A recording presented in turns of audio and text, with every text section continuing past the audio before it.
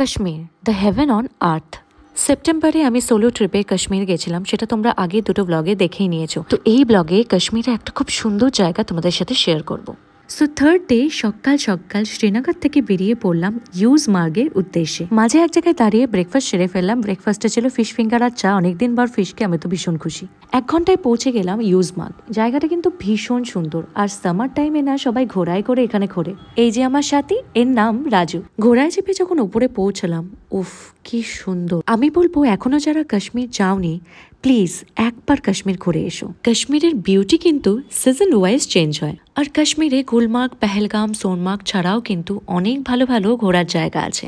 কাশ্মীরে নমকিন চায় টেস্ট করলাম, কিন্তু আমার ঠিক ভালো লাগলো না। দুধ চা খেয়ে অভ্যস্ত তো। ইউজমার্গ থেকে বেরিয়ে পড়লাম, তখন প্রায় সানসেট হবে। দেখো আকাশটা কি সুন্দর লাগছে। এর পরের ডেস্টিনেশন কি ছিল সেটা তোমাদের সাথে পরের ব্লগে শেয়ার করব।